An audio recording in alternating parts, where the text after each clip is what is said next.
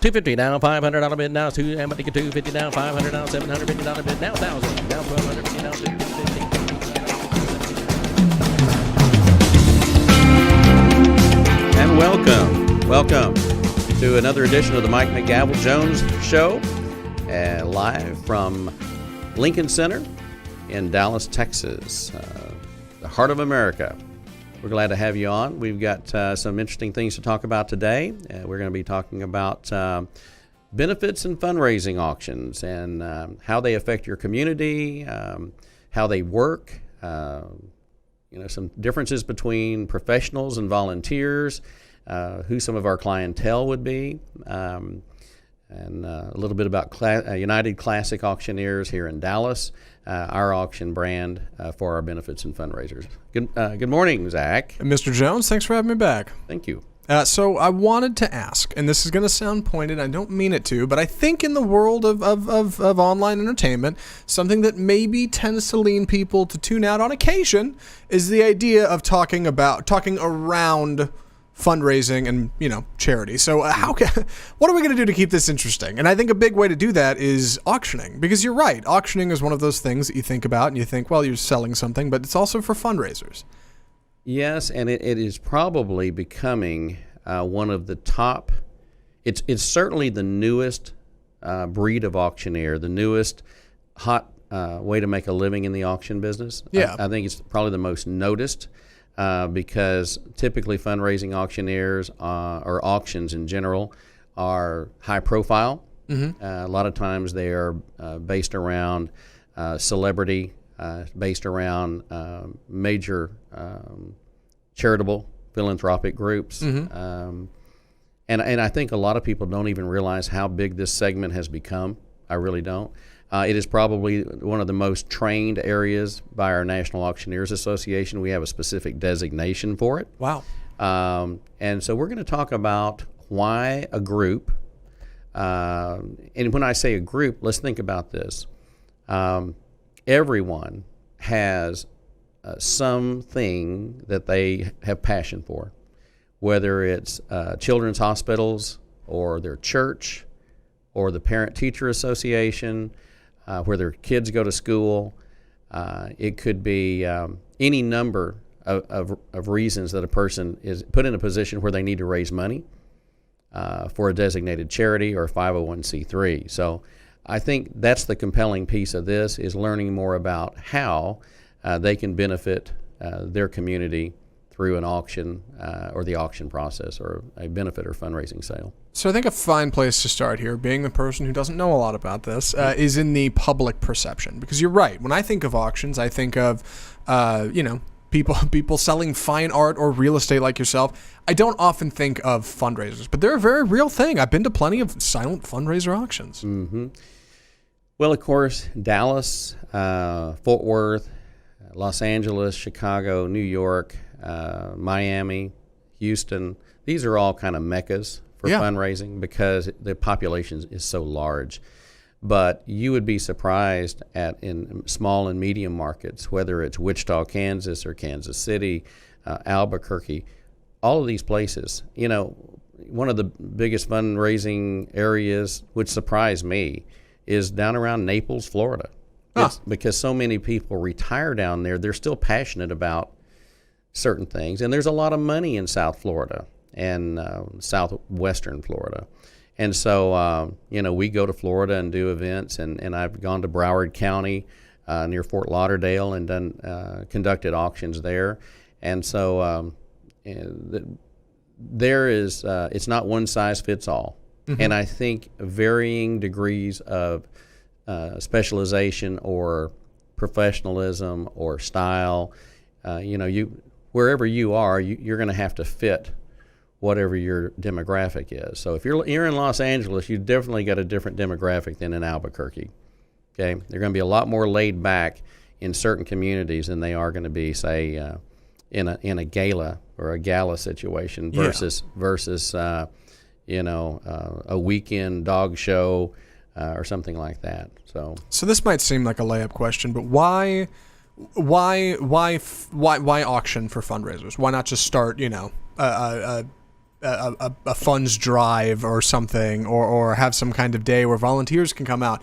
What does auctioning bring to fundraising? Every organization has events. Whether it's the Heart Association and their walk, like what we just had over the weekend, last week in Dallas, where they have a big walk. It's like the nation's largest walk, or the Coleman Walk.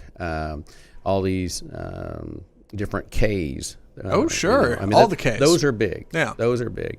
And then, of course, and you know, because the internet is constantly sending me something, asking me to donate. Oh, yeah. Well, it's easier to get people to donate an item than it is to get them to give cash. People like to hold on to their cash. Now, with a 501c3, they will take that donation. If it's an individual check that they're writing, they can get the write-off. But not everybody needs a write-off. Right. Some people just need, but they may own a second home. They may have a vacation home. They may have a timeshare that they can donate for a weekend. It doesn't hurt. Doesn't feel like it hurts. Right. Maybe they own a business where they own a limo business, or something where they can contribute, but it's not a cash offering. And I think that's one thing. The second thing is, with an auction, you get more people involved. Plus you've created a fun live event. Right. And that's the big deal. It's a sense of community where you can come together on a given day and a given night.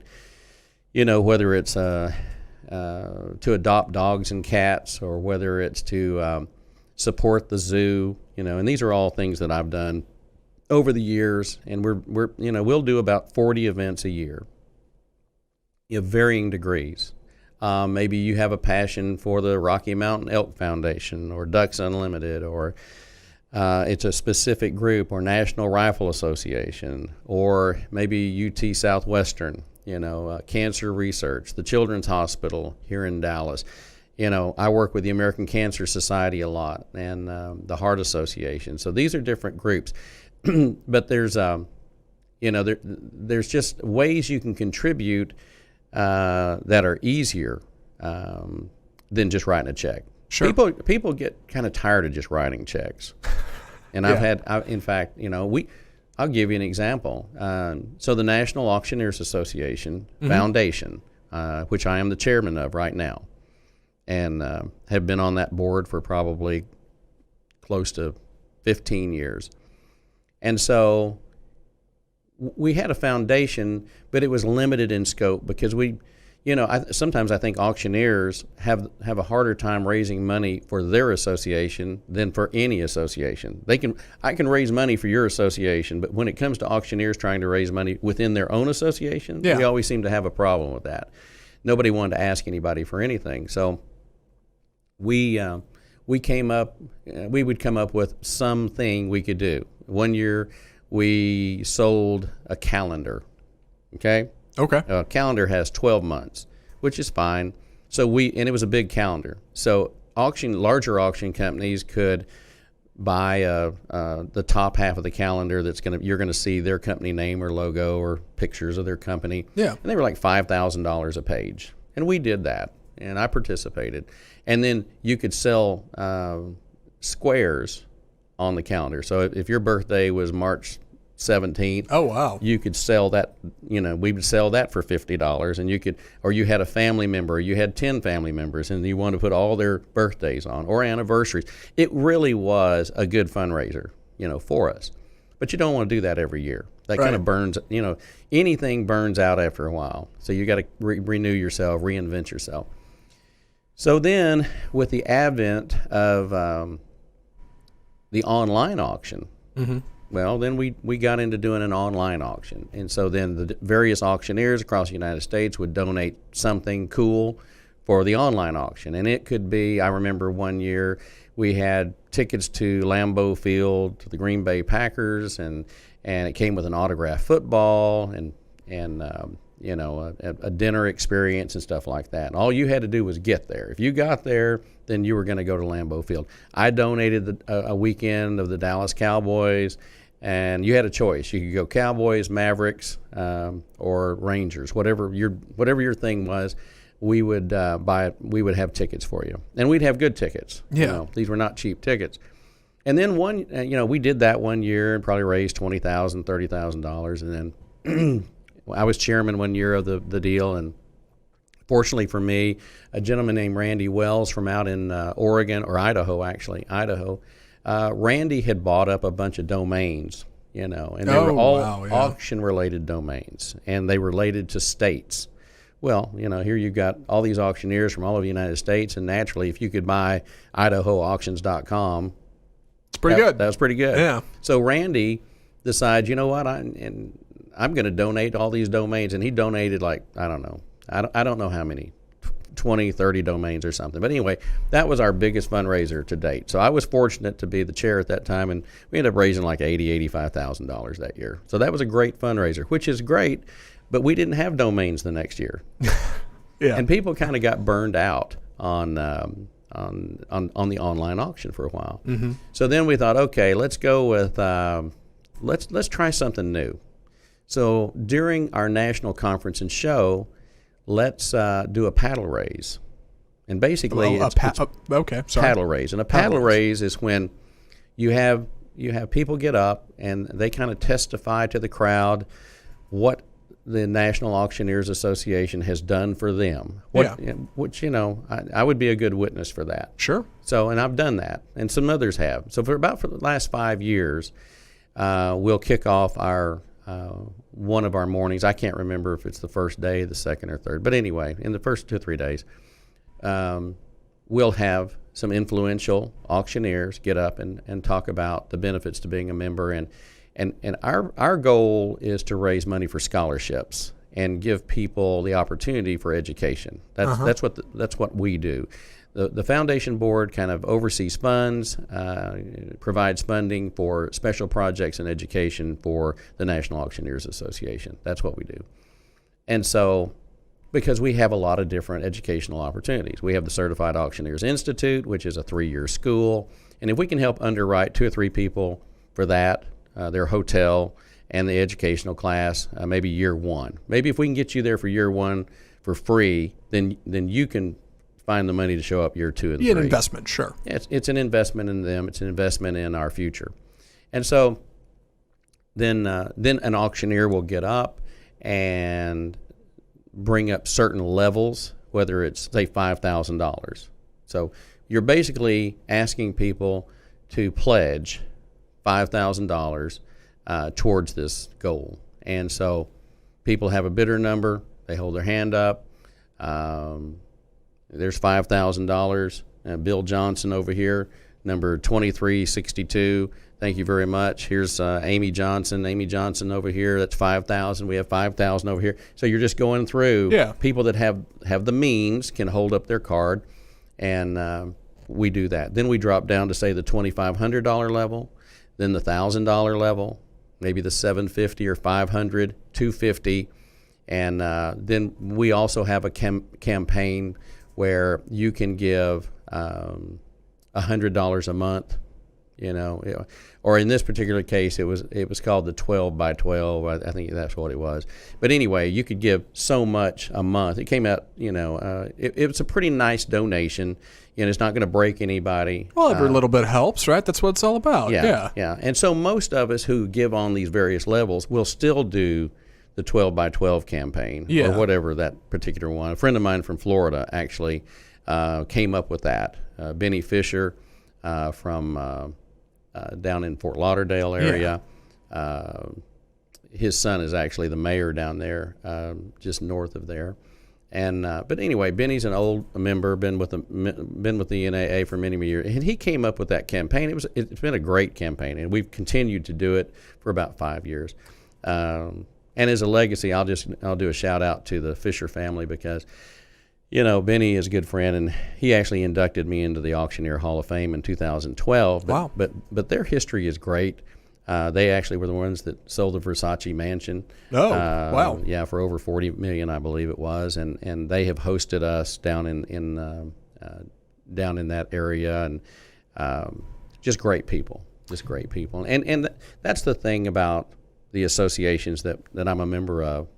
It's the people. Yeah. And so that's how we raised money with the foundation. We did it again in July. We just did it, and we raised, I think, over $100,000. I think it was around $110,000. Well, where in the world can you raise $110,000 and not have to just wear it out over 6 months to a year, or have to call everybody? Yeah. To say, would you? You know, it's kind of like it's a lot like church. It's a lot like a church sure. asking for tithes, and so.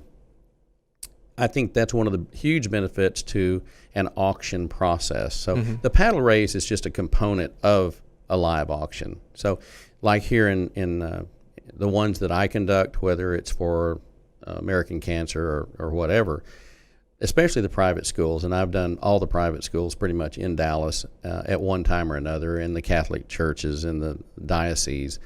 You know, you'll have a live auction of anywhere from 5 to 15 items, and then you'll do a paddle raise either before, during, or after. And most of these groups count on these funds in order to reach their goals, and they'll always have a goal. They'll say, well, Mike, our goal is $50,000 this year, or our goal is $100,000. You know, it's all over the map. And so anyway, that's what a live auction does. It gives groups that aren't normally going to have a way to raise money a special event. And a lot of your fall festivals, you know, especially with your churches, that's a big deal. You know, your spring, and you know, spring or fall. And like I used to do a lot of Catholic church fundraisers, and that would always normally be in the fall, around football season, and it might go on all night long. I mean, you know, some of these churches, they might start the auction. They'll have a fall festival during the day, and then it'll be just a fest. Let's call it a fest. Sure. And it'll run all night long, and there's just a lot of components to that, and but it's a fun way to make money and bring it in. Now, a few years ago, when Nebraska Furniture Mart came to the Colony, which is north of Dallas, about 30 miles. I'm familiar. Yep. They're the world's largest furniture store. I was actually familiar with Nebraska because they had one in Kansas City, and when I bought my home in Kansas City, I purchased all the furniture that was in my home from Nebraska. Yeah. I didn't even know what Nebraska Furniture Mart was until I went there, and then I'm like, holy cow. And so it's kind of a one-stop shop. Yes. And that's by design, obviously. But when they opened the store here in Dallas, they were pretty smart because it is connected to Warren Buffett and his company. I got a call from a group that I do a regular fundraiser for, and she says, we have been asked if we'd like a donation from Nebraska Furniture Mart. They agreed, and so what they would do is they have a lot of events leading up to the actual grand opening of the store. Yeah. So kind of like they'll do some special offerings and invitation only stuff, and then they'll actually open the doors to the public. Well, one of the deals was they'd take the third floor, which is kind of like the outlet area, and they just take all the furniture out. They clear the building, and they put down, I think it was like 1,500 to 2,000 chairs. And then Mr. Buffett comes in from Omaha, and so it's a night with Warren Buffett. That's pretty much much site. Yeah, sure. Yeah. So you had some seats that were either $500, I think it was $1,000, and for $1,000 you could do the meet and greet and take a photograph with and all that, and then the rest of the seats were like $100 to $150 a piece. I can't remember the exact number. But the idea was that he would do a Q&A for 45 minutes, and then we would do an auction, and then the money would go to a local 501c3. In this case, it was a cancer research fund, and I was selected as the auctioneer and was able to work with him, and that was a great auction. It was an event that the people that were there will not soon forget. And it had a who's who in the crowd. Yeah. You know, I mean, people like Kathy Ireland, that a lot of the people would remember as the model, and she also she has her own line of furniture and lamps and things of that nature. Kathy Ireland. Kathy Ireland, and she was in a movie that was filmed at North Texas, where you went to college. Oh, and wow. I went to college. can't remember the name of it off the top of my head. You can Google it. But Kathy Ireland was in that movie. I think she played a kicker in the movie. But it was filmed up in Denton, about 30 minutes from here. But Kathy Ireland was a famous Sports Illustrated model. And then Roger Staubach was there and his wife Mary Ann. And it was a very, the room had a buzz. Yeah. And so Warren's pretty smart. His people are smart in that when they have one of these events, they own so many companies. He requires all the presidents of his companies to be at the event. Oh. So if you're Burlington Northern Santa Fe, which they own, then they have a special historic dining car that sits in Fort Worth. And it's they offer that up at auction, and it'll usually bring $5,000 to $10,000 for you and your guests to be treated to dinner on the dining car. And of course, this is a historic dining car. This is not like last year's model. This is like 100 years or something like that. Sure, very big deal. And then they own Acme Brick, so the Acme Brick guy comes and makes some kind of a donated item. And then they own, I believe they own Justin Boots. So, oh, wow. So, yeah, they've got like 7 companies that will show up. And so they did. But there were unique items, for example. And here's the thing about fundraising. You can do fun things that just blow people away. Oh, yeah. So, for example, there was 100 $1 bills framed up, signed by Warren Buffett. So, at first, I was going to say, okay, you framed a $1 bill. What are you going to do about that? But then you put Warren Buffett's signature on it. Suddenly, you put 100 of them in a frame, and have him sign it. Well, that's just it's just a feel good. So anyway, and there was many items like that. Mm-hmm.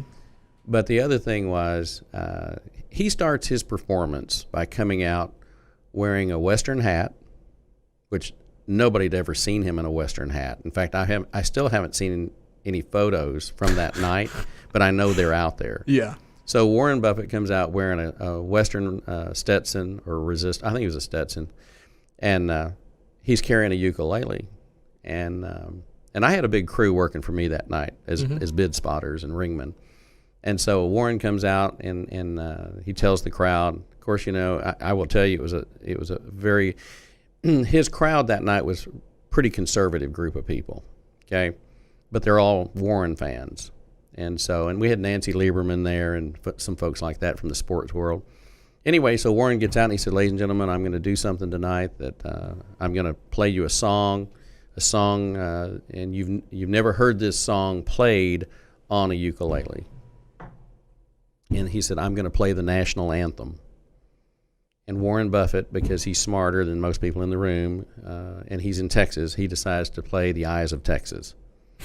So instead of playing the United States national anthem, he played our national anthem, like a country. And so the crowd went wild, and so then he had me auction off the ukulele. And I think it brought, I want to say, $15,000 to $20,000, around $20,000. And then he made the donation and gave the ukulele away to the person that was the high bidder. Well, sure. They didn't even have to pay for it. He said, "I'll pay for it." Oh, wow. So, yeah. Or he doubled down, something like that. But, here's where Warren Buffett, he does that at every grand opening, and he's going to, do it, I guess, from now on. But it tells you the power. We raised a lot of money that night, and we only had like 10 items. But those 10 items all averaged anywhere from, $10,000 to $20,000 apiece. And he was smart because, you get 2,000 people in a room, and they all paid anywhere from $1,000 to $150, $200 a piece to be there. We probably raised, I don't know, $500,000 that night. So I want to ask, because we only have about 5 minutes left, believe it or not. This has been a very quick episode. It did go by quick. United. Yeah. How are you guys involved in fundraising? Because you said something in there that got me. You said investing in the future, and United's always been good at that. Mm-hmm. So when it comes to seeing trends across auctioneering and seeing that things seem to be moving consistently towards a fundraising basis, how are you guys involved? Well, we believe in giving back to the community. We did a deal down in New Orleans with a young man named Brunel Cotlin. and you can Google his name. He's a African-American young man who, after Katrina, moved back to the lower part of New Orleans, the eastern part, the lower ward, and he didn't have to go back, but he went there. Everybody was gone. I mean, basically, Katrina wiped the area off. Right. There was only a few buildings left, and he went back and put in a little mini grocery store, and from scratch. And he was determined to rebuild the lower Fifth Ward, I believe it is. So it's a noble position. He's had everybody. Let me tell you something. When you go look at his Facebook page, Zuckerberg's been there.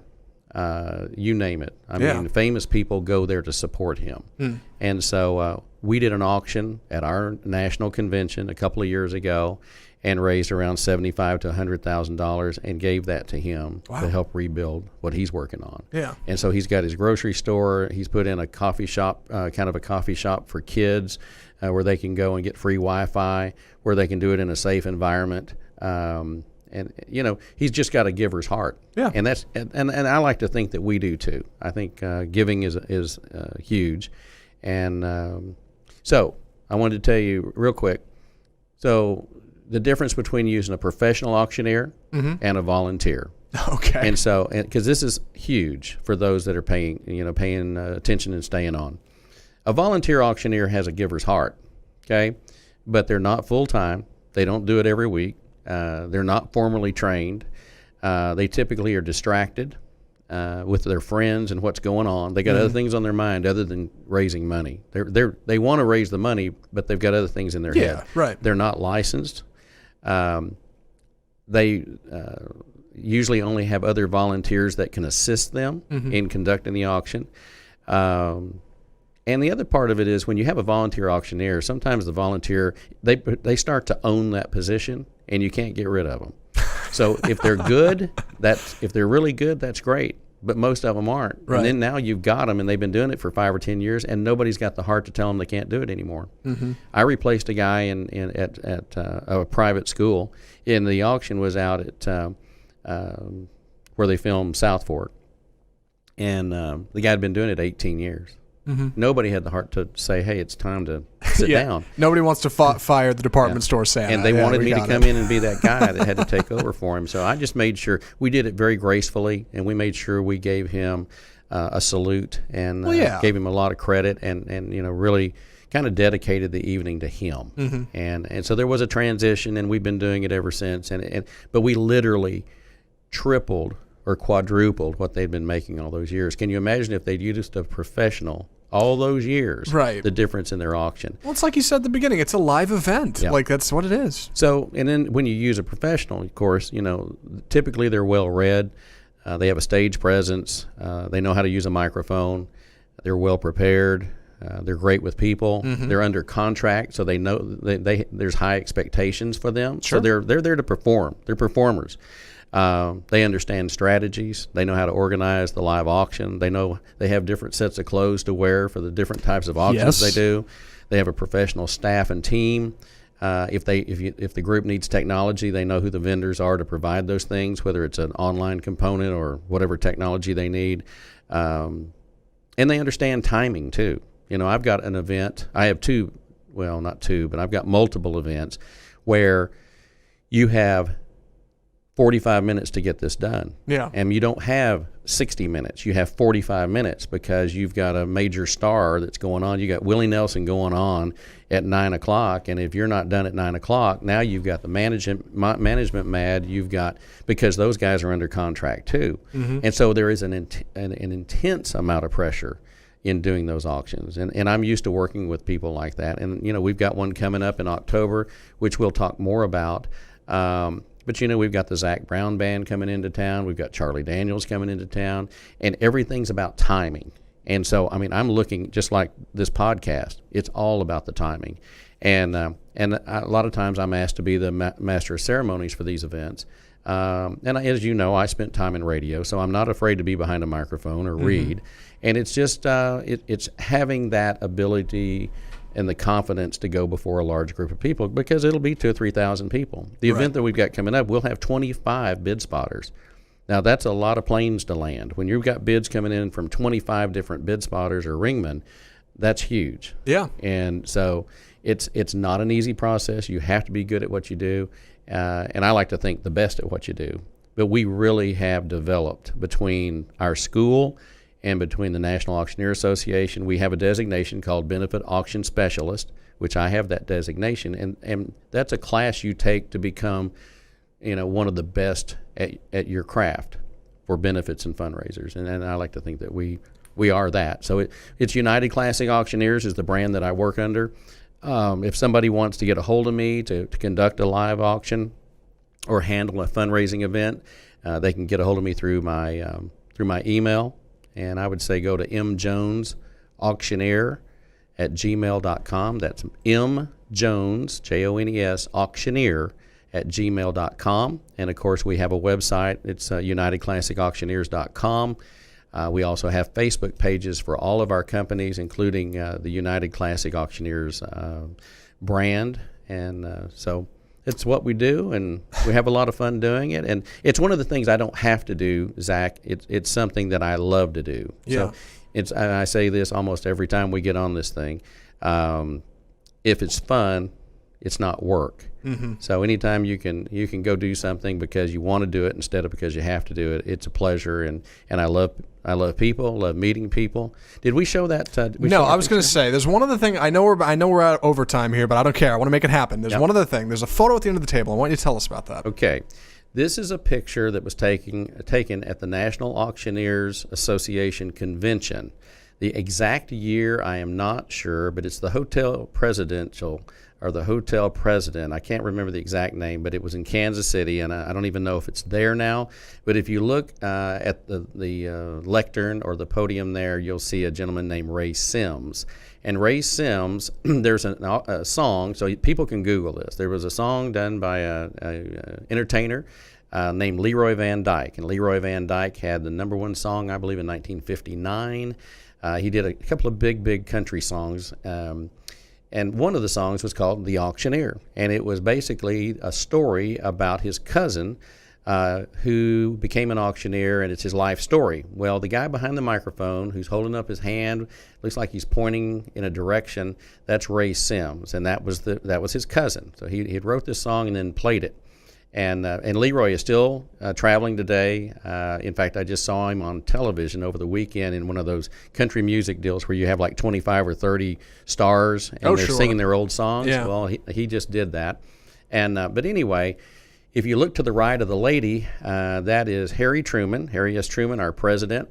And Harry S. Truman was the speaker at that National Auctioneers Convention. And they're actually auctioning off a memoir or a book that Harry S. Truman had written. And so when we talk about fundraising and benefit auctions, obviously, and I'm sure the money did not go to the president. I'm sure they donated the money to something. Yeah. I don't think we didn't have a foundation at that time, so it didn't go to us.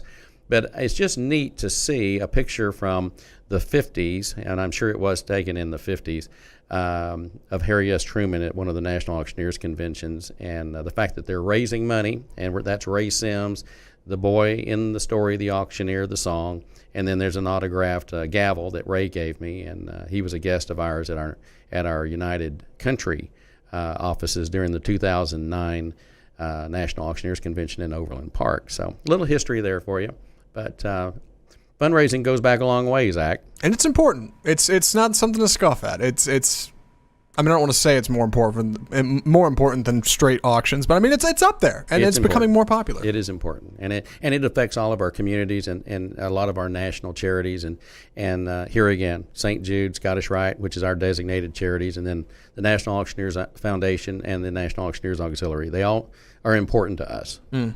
Well, Mr. Jones, per usual, thanks for having me on the show. I appreciate it. Yeah, it was a good time. Zach, I appreciate the opportunity to be with you again this morning. And every day we're blessed to get up and be able to do something. And I've enjoyed the podcast that we're doing. And on behalf of everyone that's involved in the Mike McGavel Jones Show, we thank you from Dallas, Texas at Lincoln Center, and we'll see you next time.